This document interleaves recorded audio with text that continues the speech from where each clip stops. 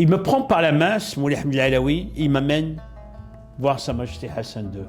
Ils me disent, si Sa Majesté Hassan II te laisse baiser la main, c'est très bien. Après, tu recules. Je lui dis d'accord. J'arrive, et là, Sa Majesté Hassan II me garde presque pas loin de 30 minutes. C'était quelque chose d'inimaginable. Alors, je voudrais, si vous me le permettez, je suis musulman, je fais ma prière, mais je voudrais rendre hommage aux hommes d'église. Le premier livre que De Villepin a publié a été accompagné de mes gravures, et c'est moi qui lui ai trouvé l'éditeur.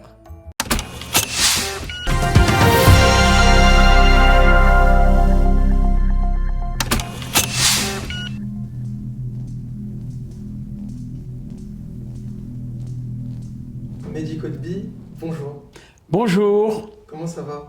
Ben écoutez, je vous avoue que c'est un merveilleux cadeau que nous avons tous les Marocains, et grâce à Sa Majesté le Roi, on vit, nous avons vécu, nous vivons encore un moment historique par le vote qui a eu lieu hier aux Nations Unies. Comme disait Sa Majesté, il y a après le 31 et avant le 31. Donc voilà, nous vivons, tous les Marocains, unanimement, jeunes et moins jeunes, un moment historique dans notre pays. Et on s'en réjouit fortement.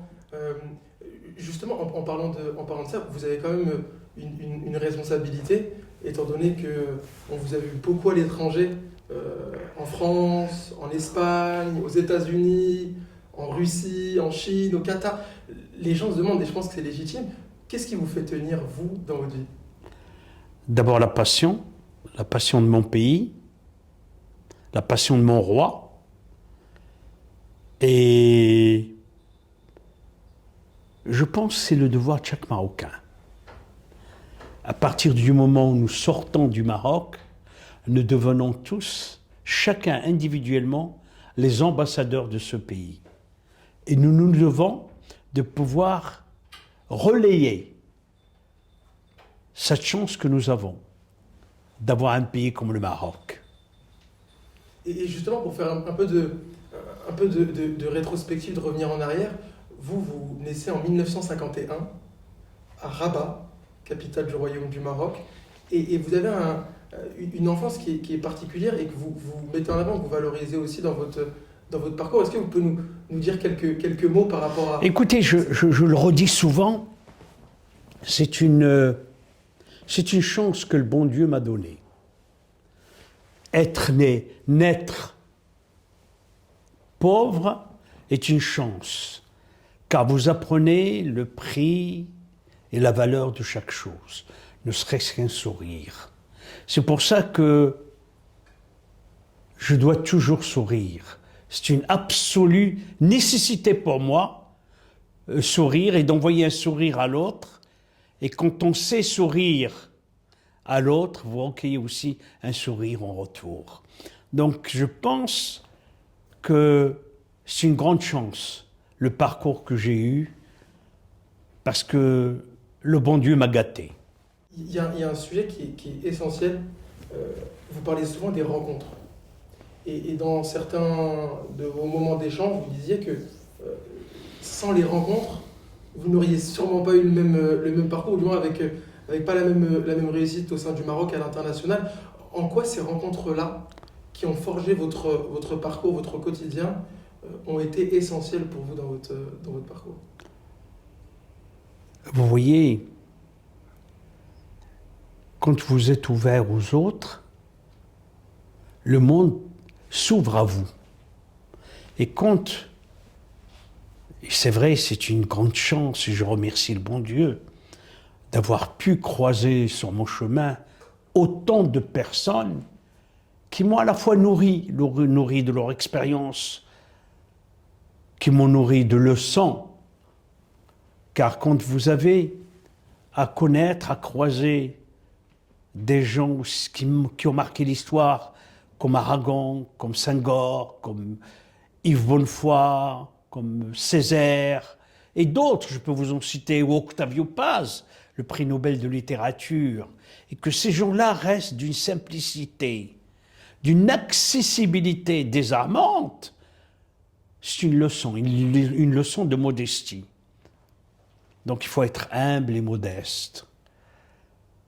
Et ne jamais croire qu'une personne peut tout savoir et tout connaître. Donc je pense que ces rencontres que j'ai eues m'ont façonné, j'allais dire, ont sculpté mon intérieur le plus profond.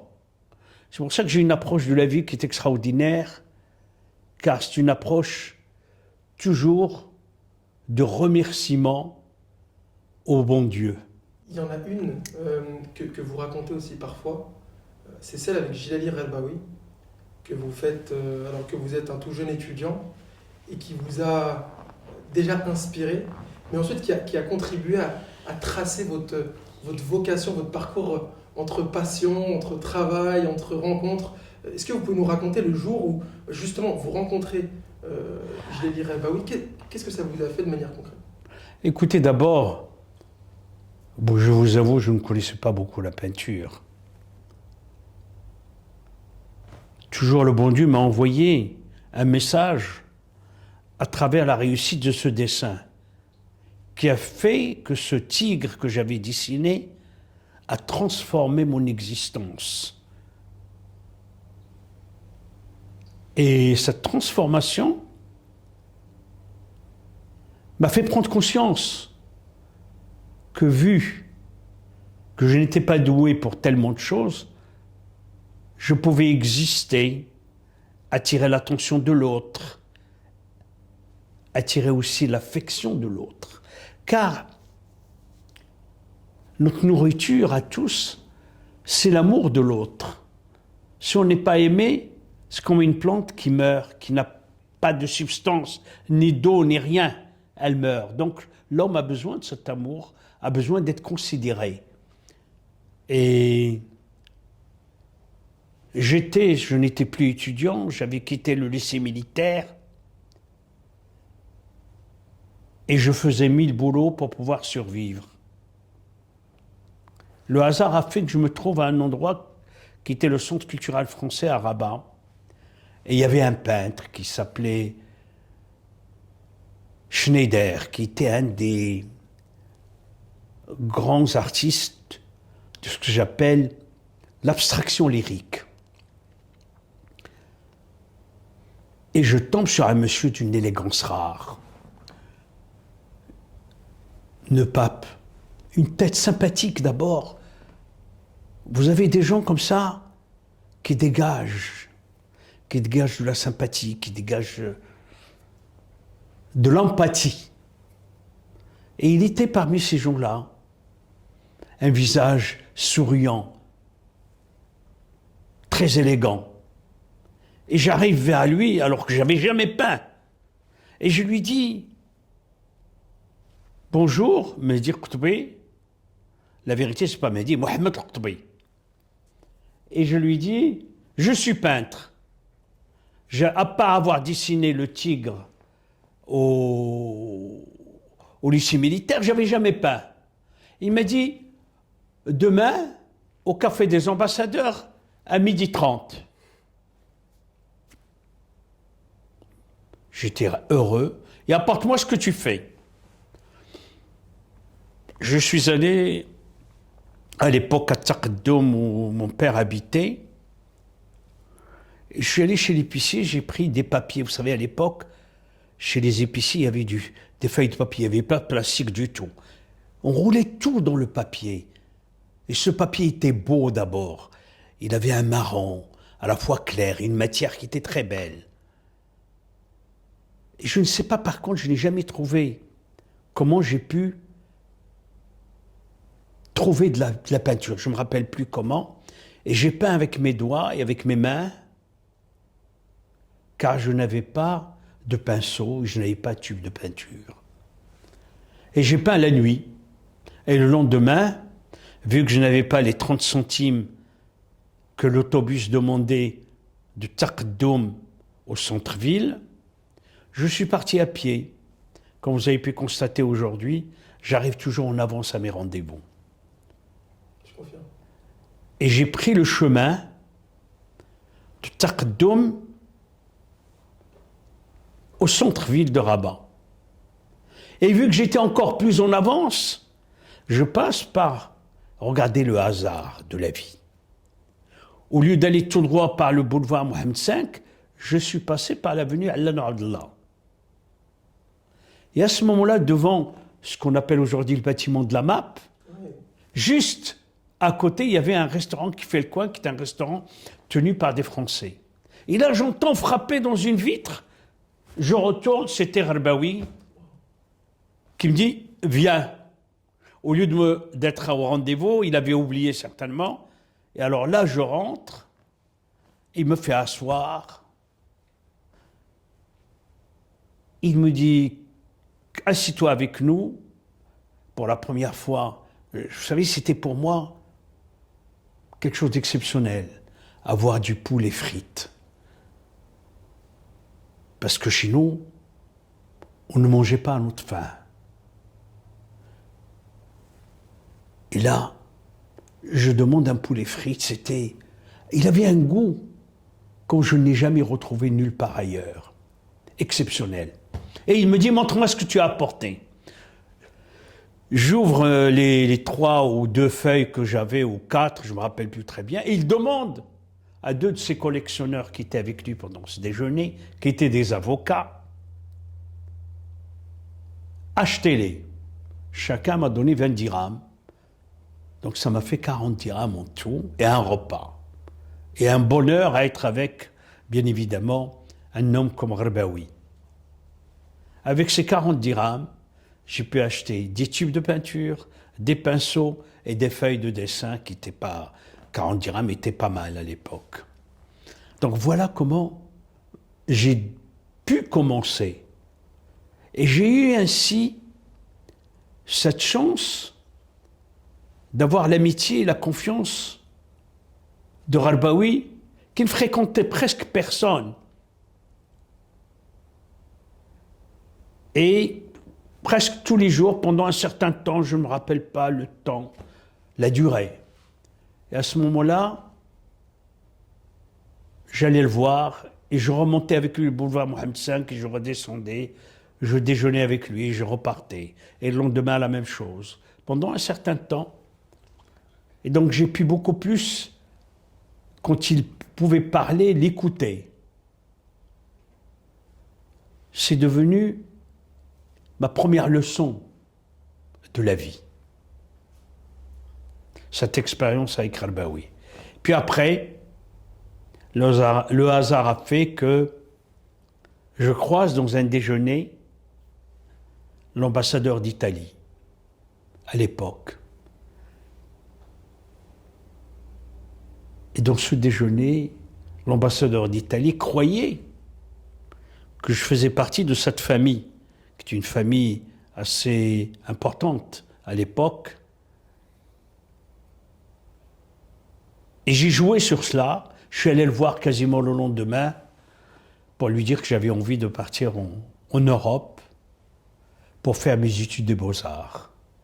Ça n'a pas marché pour l'Italie, mais il m'a donné un billet de 100 dirhams, qui était à l'époque énorme, qui m'a permis de traverser et de prendre le bateau et de payer des convoyeurs, des gens, des covoiturages à l'époque. C'est-à-dire, il y avait des annonces dans le Touring Club de France, à Rabat, qui disaient telle personne partait à telle heure, à telle date. Si vous voulez y aller, vous devez payer 70 dirhams ou 90 dirhams. Donc voilà un peu le hasard de mon début pour traverser et aller à l'autre rive de la Méditerranée et à l'Europe et ainsi de suite. Et puis tout le parcours après, extraordinaire. Avec des racines au Maroc et des branches en Europe. Et justement, en 1969, vous prenez la route pour la France et vous arrivez à Toulouse. La ville rose, les petits marchés, la culture à foison, etc.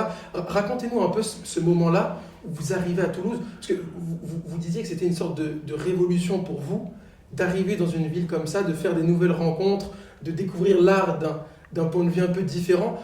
Qu'est-ce que ça vous fait, vous, à 18 ans, tout juste, arriver à Toulouse et commencer votre nouvelle vie, entre guillemets?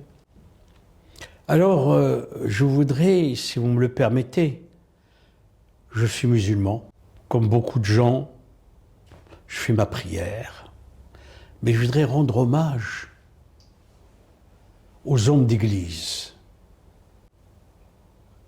à cette générosité qu'ils ont eue à mon égard, les hommes d'église. Ils m'ont accueilli, ils m'ont nourri, ils m'ont logé, ils m'ont même parfois trouvé du travail. Et ça a été quasiment une grande partie de mon existence. J'ai toujours trouvé ces gens de religion, des humanistes, sur mon chemin. Vous m'avez dit tout à l'heure, on a parlé de quelques personnalités, mais je ne dois pas non plus oublier ces gens-là qui n'avaient pas la même religion que moi, mais qui m'ont accepté, qui m'ont aidé, soutenu, jusqu'au point où, quand j'ai eu mon diplôme des Beaux-Arts, grâce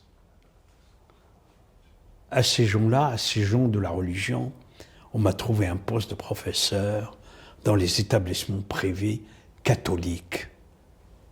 Ils m'ont jamais ni exigé ni demandé de renoncer à ma religion. Ils respectaient ma religion. Et ils avaient cette chose extraordinaire, c'est donner de l'amour à l'autre. Et ça, c'est inoubliable pour moi. Donc, ma rencontre avec la religion catholique a été extraordinaire. Elle m'a renforcé dans ma propre conviction de religion et ma propre conviction de croire en Dieu, un Dieu universel, un Dieu où, un peu ce que j'ai appris dans ce pays qui est le Maroc, un pays du vivre ensemble. Je crois beaucoup au respect, je crois beaucoup dans le Coran où il y a une sourate qui dit « Je vous ai créé de mâles et de femelles, de tribus et de vues, pour être différents et pour vous compléter. » Et pour vous dire combien c'est ancré en moi, quand le président Arafat et le président Weizmann nous avaient invités à nous rendre pour la première année pour célébrer la paix entre Palestiniens et Israéliens. J'étais le premier à partir. C'était un moment émouvant. Je regrette que ce chemin de la paix n'a pas pu être consolidé. Et j'espère, et je suis toujours un optimiste, je pense que la fraternité entre les hommes, mais de toute religion, pourrait triompher. Et l'amour pourra triompher encore plus dans la compréhension entre les êtres. Et est-ce que vous pensez que justement, en tant que Marocain, que ce soit Marocain du Maroc ou Marocain du monde, on détient cette part d'universel? La Constitution le mentionne, on a des héritages qui sont pluriels, que ce soit en Afrique, dans le monde arabe, chez les Amazirs, en Méditerranée, en Andalousie. Voilà, on a ces confluences qui se regroupent au Maroc. Est-ce que vous pensez que cette part de marocanité a fait en sorte qu'au quotidien, vous aviez la volonté de valoriser justement la nécessité du dialogue, la nécessité du vivre ensemble, la nécessité de parler à l'autre, même s'il n'est pas forcément de notre culture, notre religion, notre classe? Est-ce que c'est aussi dans cette marocanité que vous avez trouvé cette part d'universalisme? Il est vrai que j'ai puisé dans mes racines marocaines, dans ce pays unique au monde, qui commence par le préambule de la Constitution, qui dit le Maroc est enraciné dans son Afrique, dans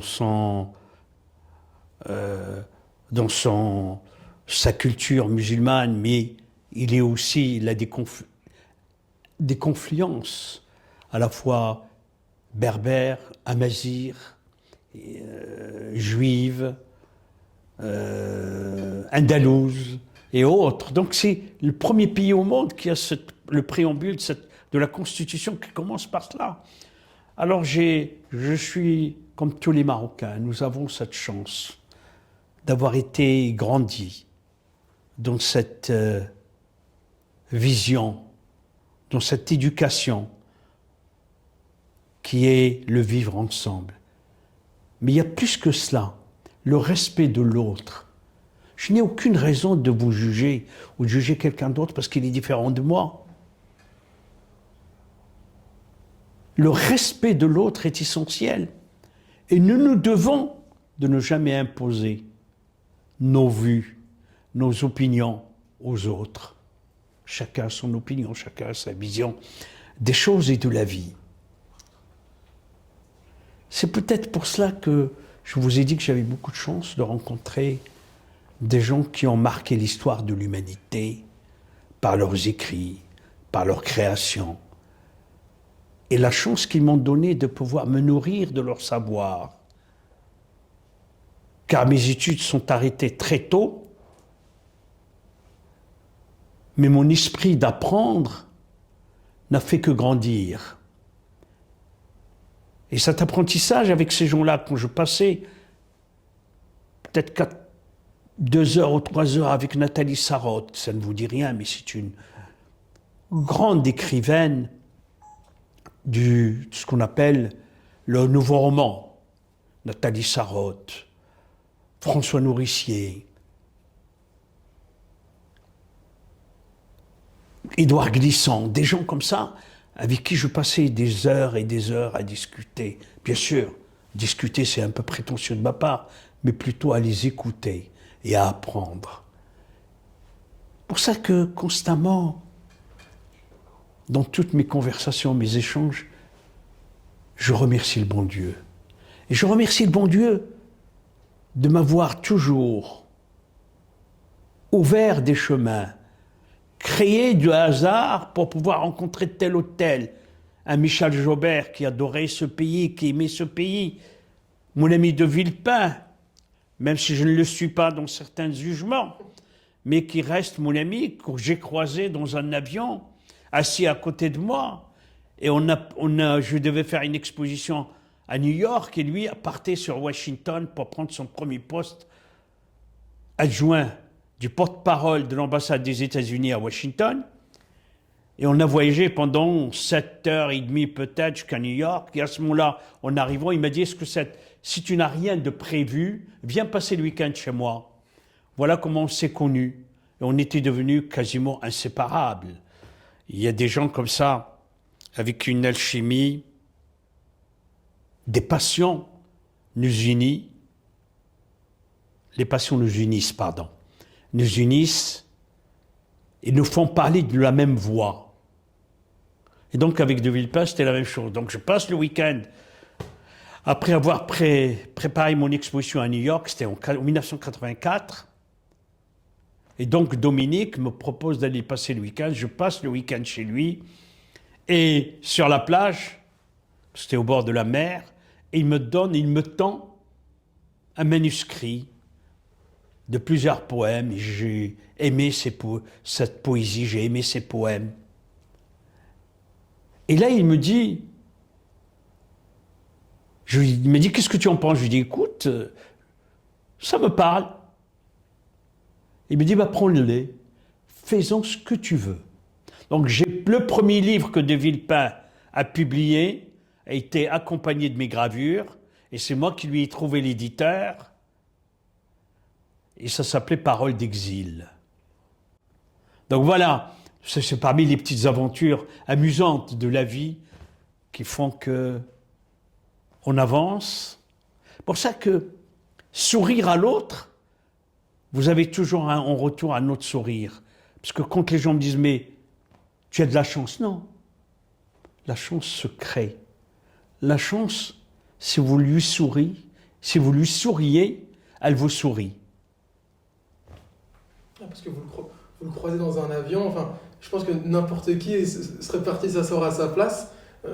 Vous, avec un sourire, vous avez réussi à créer un contact direct avec lui, et au final, c'est devenu un ami, un ami. Proche, un ami. Vous pouvez le dire, un ami, presque un membre de la famille, parce qu'on a quelques amis comme ça qui deviennent un membre à part entière de la famille. Donc Dominique est réellement, même si je ne suis pas d'accord avec lui sur certaines approches, ça c'est normal.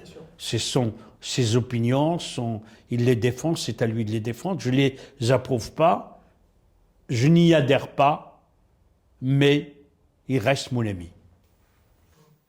Et en parlant de rencontres, il y en a une toute particulière que vous faites dans votre jeunesse, avec Feu Hassan II, que Dieu ait son âme.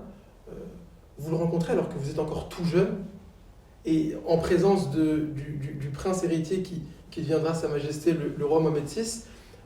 Racontez-nous un peu ce moment. Écoutez, d'abord, vous ne pouvez pas parler d'un événement sans parler de celui qui a créé, et qui a été l'instigateur, qui a été le guide vers cet événement, qui est Moulay Ahmed Alaoui et son épouse Assia Alaoui. Ma rencontre avec Madame Alaoui Assia a été déterminante parce que c'est elle qui en a parlé à Moulay Ahmed Alaoui, et quand Moulay Ahmed Alaoui a vu ce que je voulais offrir à feu Sa Majesté Hassan II, il m'a dit je m'en occupe. Et le lendemain, c'est miraculeux, c'est pour ça que je vous dis que ma vie est un rêve, au sens réel du terme, au sens fort du terme. Il me prend par la main, Moulay Ahmed Alaoui, il m'amène voir Sa Majesté Hassan II. Et ils me disent, si Sa Majesté Hassan II te laisse baiser la main, c'est très bien. Après, tu recules. Je lui dis d'accord.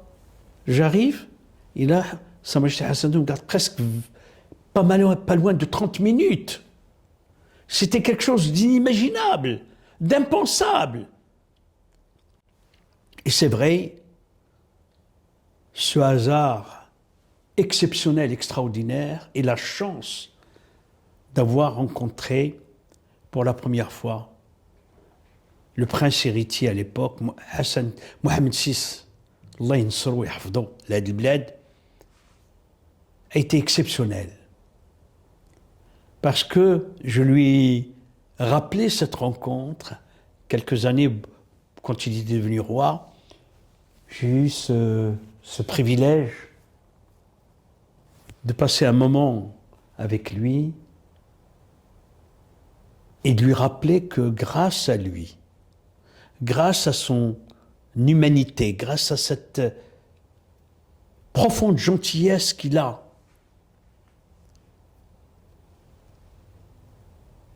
je le revois 3 jours après. Et il me pose la question, vous êtes d'où? Question normale. Je dis, mais Monseigneur Smith Sidi, à l'époque, mon père est brancardier, ma mère femme de ménage. Et j'ai vu que son attitude n'a pas changé à mon égard. C'était la première fois de ma vie, parce que quand quelqu'un me parlait de ma famille, je dis non, je ne veux pas en parler. J'ai quitté le Maroc dans des moments difficiles.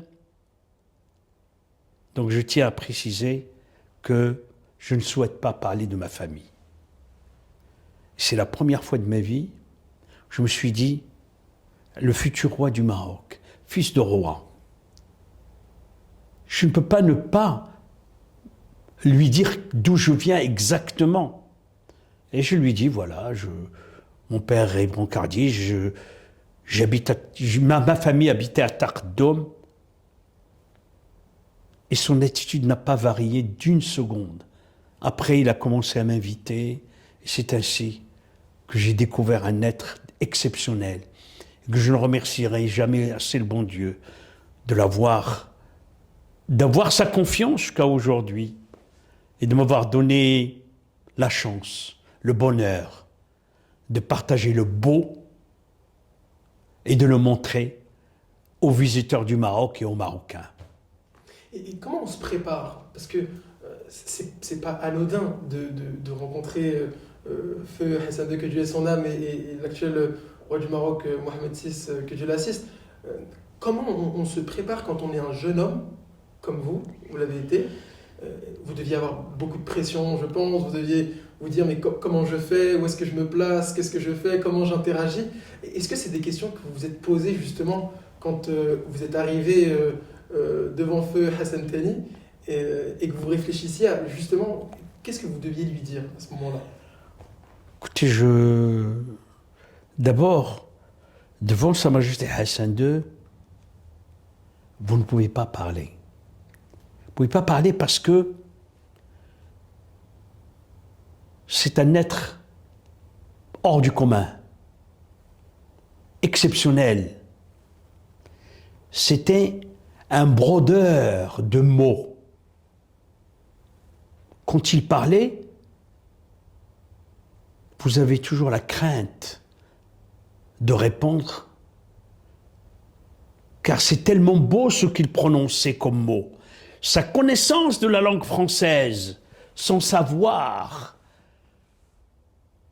vous rend sans parole. Donc je l'ai beaucoup plus écouté.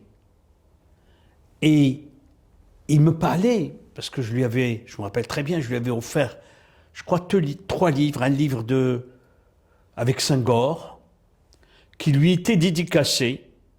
Et vous savez l'amitié que Sa Majesté Feu Hassan II avait avec Léopold Sédar Senghor. Un livre de Villepin et un livre, je crois, c'était avec Michel Butor. Et il posait des questions avec une connaissance aiguë de la technique de la gravure. Donc c'est pour vous dire son savoir universel, sa connaissance intime des choses vous laisse sans voix. Donc,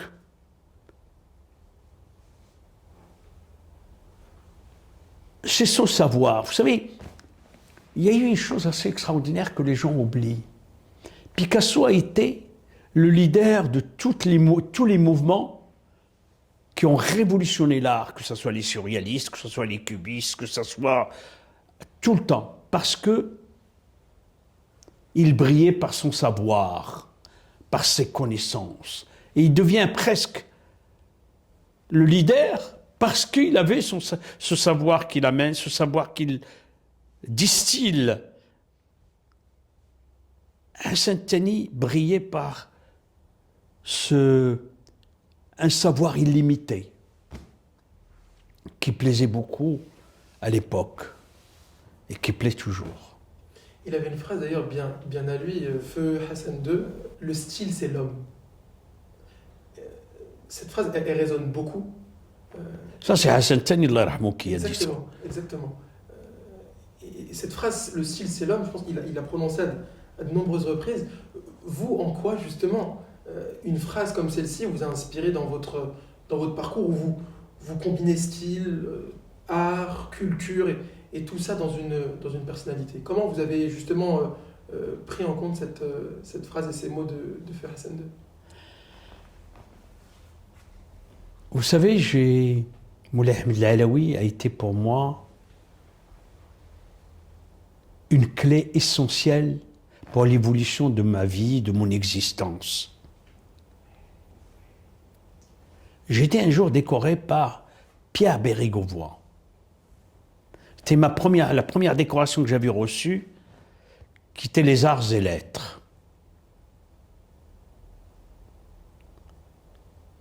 Et le matin de l'époque du Sahara, qui appartenait à Moulay Ahmed Alaoui, avait titré sur le discours que Bérégovoy avait prononcé en envoyant un message très fort au Maroc et un message respectueux à l'égard de ce pays, de son histoire et de son roi. La relation entre la France et le Maroc allait très mal à cette époque-là à cause du livre de Gilles Perrault. Je rentre au Maroc pour, je crois, l'anniversaire de Hassan Tani, Allah yarhamou. Et Moulay Ahmed me prend par la main et il me dit, Mehdi, tu connais tout ce monde.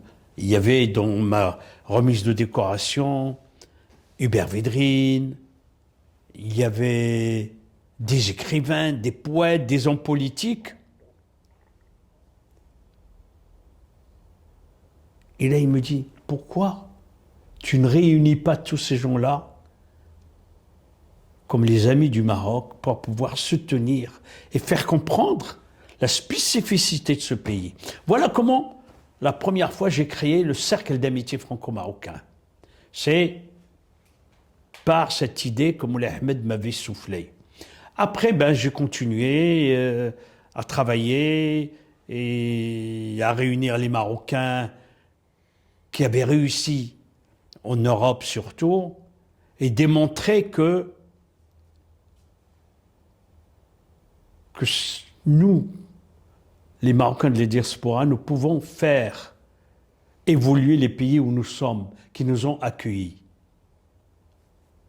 Et d'expliquer, quand on a été reçu par Jacques Chirac, avec les personnes qui étaient avec moi, Jacques Chirac nous avait reçus à ma demande, c'était pour expliquer combien ces Marocains participent au développement de la France et de l'Europe. Vous faites bien de mentionner ça parce que dans votre parcours, vous êtes encore aujourd'hui ce qu'on peut qualifier de pont, en tout cas de personnalité qui crée au quotidien des dialogues francs, sincères et honnêtes entre les deux rives de la Méditerranée et même entre les Marocains du Maroc et les Marocains du monde. On vous sait aussi en relation avec beaucoup de personnes aux États-Unis, en Chine, en Russie, dans le Golfe, etc. En quoi cette volonté que vous avez eue et que vous avez au quotidien de créer des ponts entre les cultures, entre les civilisations, c'est quelque chose qui vous anime? D'abord, mon métier d'artiste, ça veut dire, si on peut parler de métier, ma respiration, mon oxygène au quotidien d'artiste, c'est de faire passer un message qui est celui, ce qu'on disait tout à fait, qui m'a été transmis par des gens différents de moi, un message d'amour, un message de paix, un message de compréhension entre les peuples et les cultures. Et je poursuis cela à travers aussi la mission que Sa Majesté m'a confiée de m'occuper des musées. Je pense que c'est notre devoir à tous. Pour cela, quand vous m'avez dit tout à l'heure, à propos de la jeunesse, à propos de représenter le Maroc, non, chaque Marocain porte en lui ce Maroc. Et il doit avoir ce que j'appellerais une attitude, un comportement irréprochable quand il est à l'étranger. Car quand on va parler de lui, on va dire c'est un Marocain. Et ce Marocain peut devenir l'arbre qui cache la forêt. Donc il vaut mieux qu'il ne la cache pas, mais qu'il la montre par son éducation, par son respect de l'autre. Donc, je pense que nous avons tous, il n'y a pas que moi, d'abord il y a beaucoup de gens qui font un travail extraordinaire et aujourd'hui de plus en plus, car beaucoup de ponts ont été jetés par beaucoup de gens et ces gens aujourd'hui qui réussissent, que ce soit en Belgique, que ce soit en Italie, que ce soit aux États-Unis, que ce soit en Asie, que ce soit partout, vous avez des Marocains aujourd'hui qui font briller l'image de notre pays. Et aujourd'hui, notre pays est un exemple. Vous savez, quand je voyage, en Afrique. Je répète souvent cet exemple. J'ai été reçu pour un petit déjeuner par le président Talon du Bénin, chez lui à la maison. Et il me dit, le Maroc, c'est un exemple pour nous. En tant que Béninois, il y a un exemple pour toute l'Afrique de ce qu'il faut suivre. Cette politique initiée par Sa Majesté le Roi est une inspiration pour nous. Et ce que je vous dis là, je lui ai demandé l'autorisation de le répéter. Il m'a dit oui, répétez-le. Et donc, il est venu à nos musées et il veut aussi que nous contribuions aussi par ces musées à cette diplomatie culturelle. Donc, je voudrais dire un peu à toute cette jeunesse combien ils doivent être fiers de notre pays et de ce qu'on est. Car le monde entier envie la réussite de ce pays. Parce qu'en 2011, Sa Majesté vous nomme à la tête de la Fondation nationale des musées. Et justement, en parlant de l'Afrique, nombreuses ont été les initiatives que vous avez lancées avec vos équipes pour valoriser justement ce lien qui devait être nécessaire entre le Maroc et ses confrères en Afrique. Vous avez lancé des expositions, des ateliers, des conférences, des cycles autour de ce lien sincère entre le Maroc et les autres pays africains. Pour vous, qu'est-ce que ça raconte? Parce qu'on a vu l'intervention de Sa Majesté le Roi, que Dieu l'assiste, à la Commission de l'Union africaine, où il valorisait justement ce retour à la maison. Est-ce que pour vous, c'est aussi un retour à la maison que de valoriser par la culture ce lien avec les autres pays africains? L'Afrique, c'est notre continent. Je vois que vous n'êtes pas au courant, mais sur instruction de Sa Majesté, nous sommes en train de faire un musée,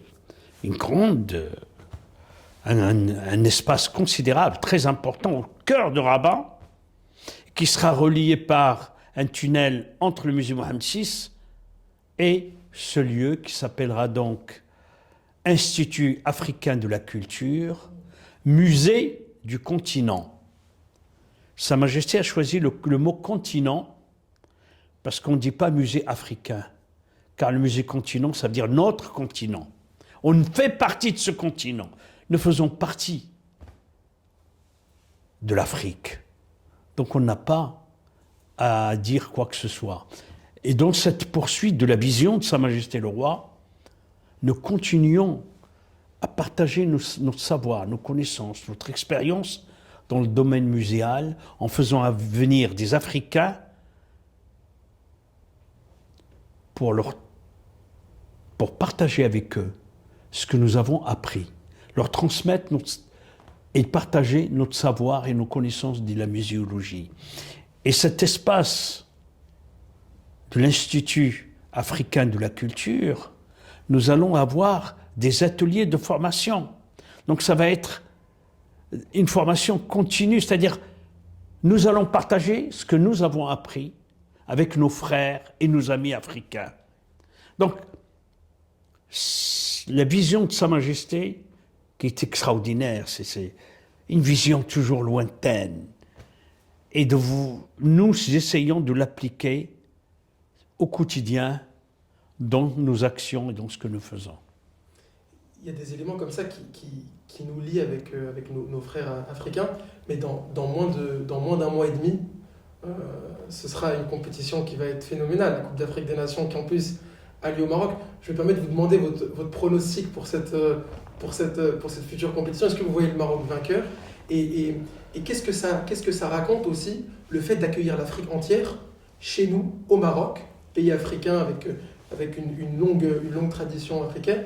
Qu'est-ce que ça raconte aussi que d'accueillir nos frères africains dans moins d'un mois et demi? On parlait tout à l'heure de message. Le plus beau message, c'est la réussite.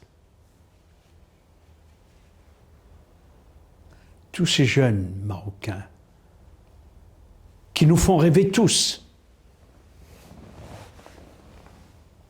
qui ont mis un feu incroyable dans nos tripes et dans notre cœur au moment de la Coupe du Monde au Qatar, récemment, avec les moins de 20 ans, sont tous issus de milieux modestes. Tous. Très très peu viennent d'un milieu aisé. Donc, soutenir cette initiative, soutenir cet événement extraordinaire de l'Afrique, c'est soutenir et faire rêver ces jeunes. Donc, et puis ça contribue au développement du pays. Ça contribue aussi à ce que nous donnons une image d'un Maroc exceptionnel, car la communication, que vous connaissez très bien, fait partie de cela. Ça veut dire ce foot, ce sport qui aujourd'hui est devenu un langage universel. Imaginez pendant la Coupe du Monde des petites tribus au fin fond de l'Amazonie ont parlé du Maroc. Donc je demande aussi à ce que les gens comprennent, les jeunes surtout, que ce foot est unificateur.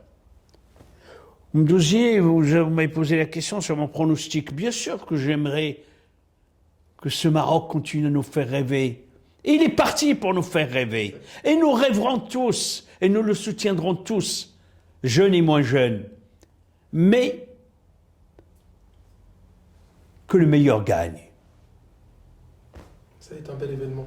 Et en parlant de foot, vous avez participé aussi à la préservation, à la valorisation du sport et du foot en particulier.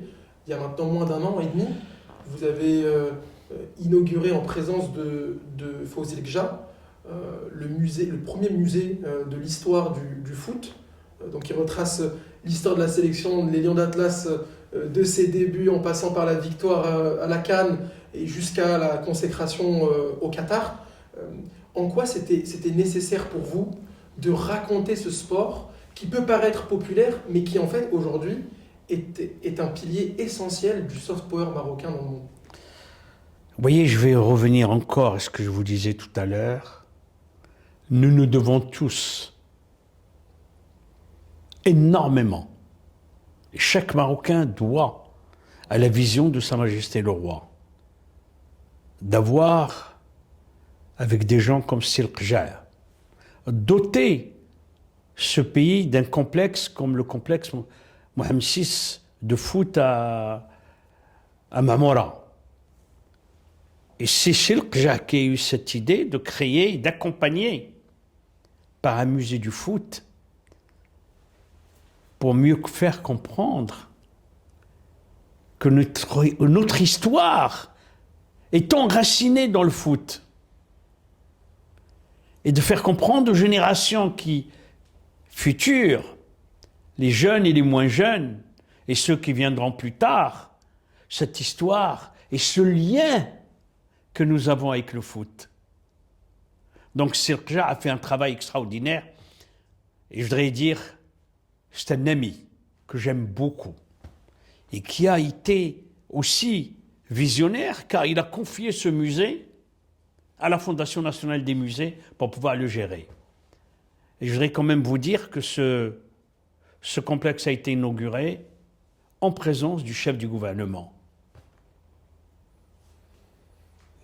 S'il y a bien un élément qui lie le sport et la culture, c'est justement ce rôle de soft power qui nous permet, nous, en tant que Marocains, que ce soit au Maroc et à l'étranger, de rayonner dans le monde.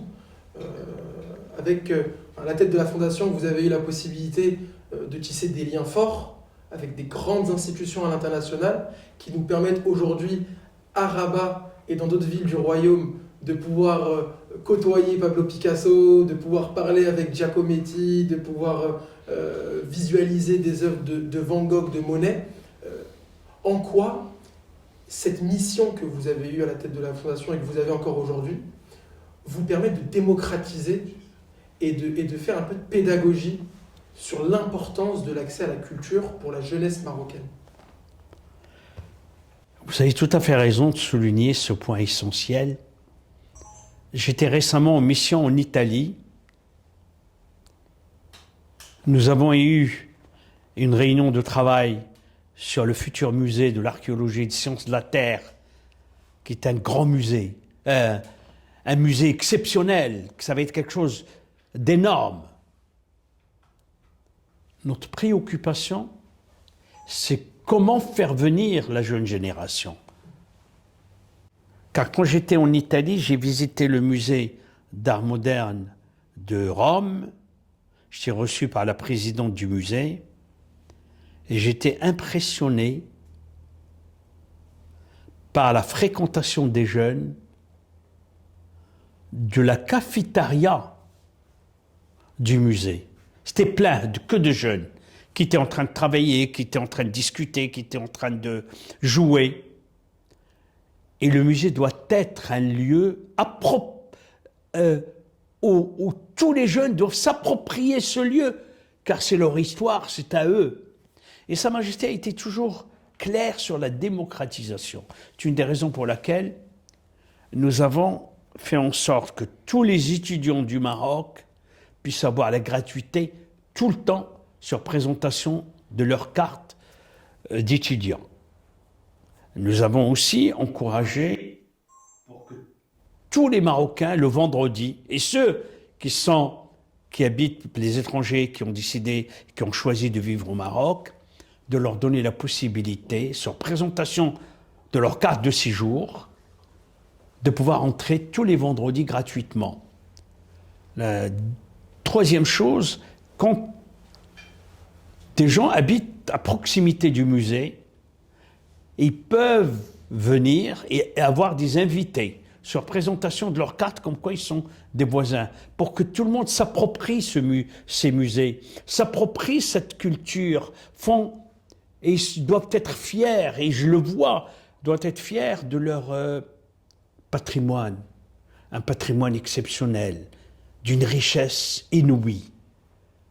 Et vous savez, souvent, je le répète tout le temps et je le répéterai jamais assez, des gens m'accostent dans la rue pour me dire « S'il vous plaît, pouvez-vous remercier Sa Majesté de nous avoir créé des musées et d'avoir enrichi notre langage du mot musée qui n'existait pas avant ». Et dans toutes les régions. C'est que maintenant, dans à peu près n'importe quelle grande ville marocaine, on a un musée, ou on a un musée qui est en projet de construction, et on en a d'autres qui arrivent. On a parlé juste avant ce moment d'échange du grand musée d'archéologie à Rabat, qui racontera justement, encore une fois, notre histoire, l'histoire du continent et tout ce qui s'ensuit.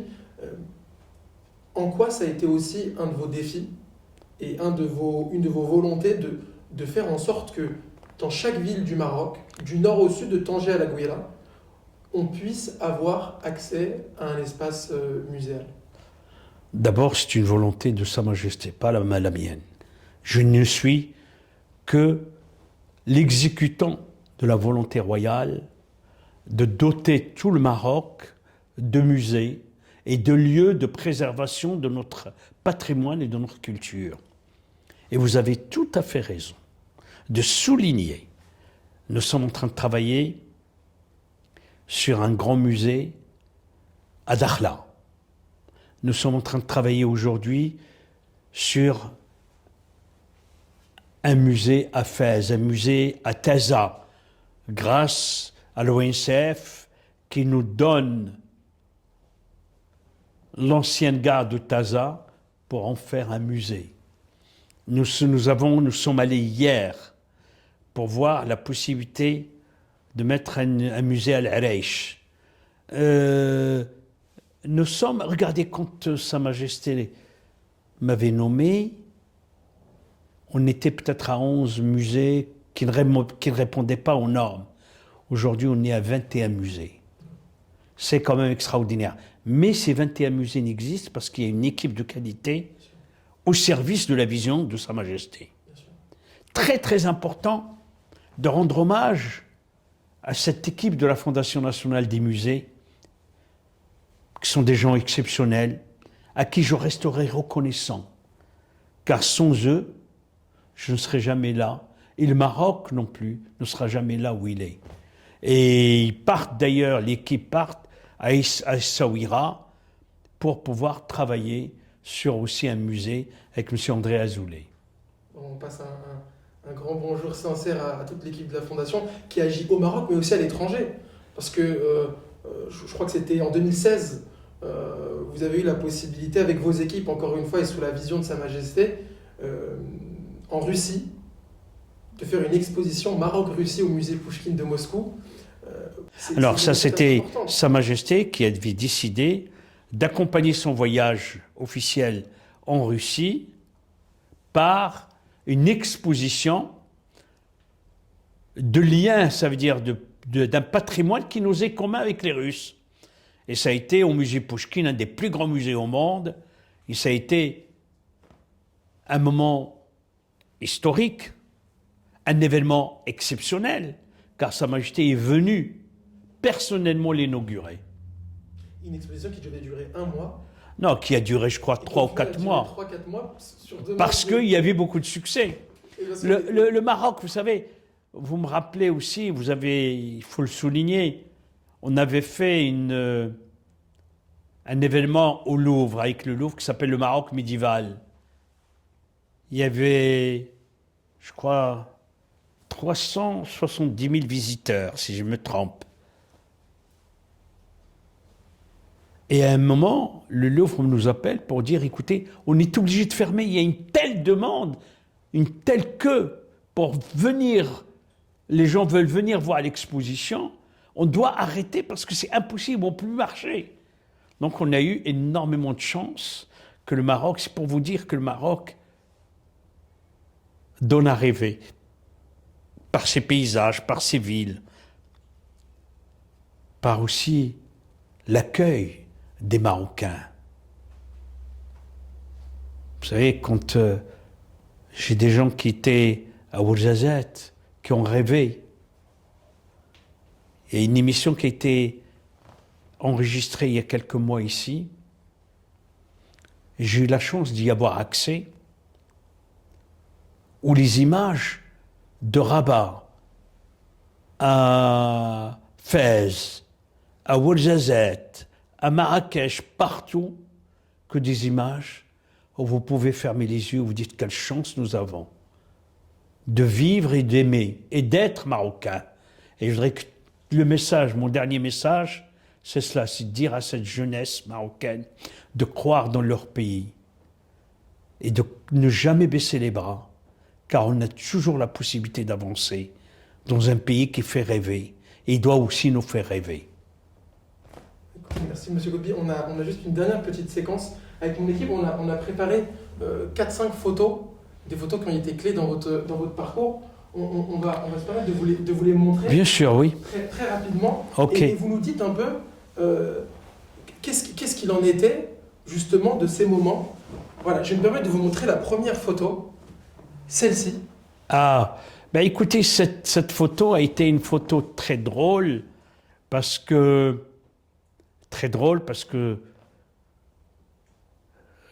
il y avait un échange avec le roi de Jordanie qui avait aimé l'exposition, qui a dit j'aimerais beaucoup faire la même à Amman. Et donc, Sa Majesté lui a dit faites attention, car Mehdi Courtois peut être déjà là-bas avant votre arrivée, vous accueillir. Donc on a éclaté de rire, voilà. Très clair. Et cette deuxième photo, avec un... Ah, Moulay Hafid Al-Alami et mon ami, mon frère. Vous savez qu'on se parle quasiment tous les 2 jours ensemble. Tous les 2 jours, on s'envoie des messages, on s'appelle. C'est quelqu'un que je respecte, que j'aime, qui est mon ami, mon frère, qui est aussi... Vous savez, c'était la première fois dans l'histoire du Maroc où un ministre au départ, tous les gens du ministère pleuraient son départ. Et le lieu aussi est important. Pardon ? Le lieu aussi est important. Ah oui, c'est à Bachakofi. Ils ont pris une de mes toiles, car M. Taha Bourdi, qui a de la même amitié, la même fraternité, on se parle quotidiennement par contre avec lui. Il est à Singapour, Et avec Taha Bourdief, je parle quotidiennement et nous avons un lien très très fort. Et j'étais dans la réflexion avec lui pour la création de Bacha Kofi à Marrakech, au musée d'Ar el-Bacha. Et aujourd'hui, Taha Bourdief fait une publicité incommensurable pour le Maroc, parce que partout, il y a écrit Bacha Kofi, Morocco, Marrakech. Extraordinaire. Totalement. Totalement. Et pour une ville millénaire comme Marrakech, on peut avoir plus comme consécration. Merci beaucoup, Monsieur Kotbi, pour votre présence. Merci pour votre parcours, pour ce que vous incarnez pour les Marocains du Maroc et pour les Marocains de l'étranger. En France, en Italie, en Espagne, partout à travers le monde, on a une pensée particulière pour eux. Merci de vous être rendu disponible et continuer d'inspirer cette jeunesse partout à travers le monde, parce qu'elle en a besoin. Merci. Merci à vous, merci de m'avoir invité. Et franchement, c'est moi qui vous remercie de me donner la possibilité de partager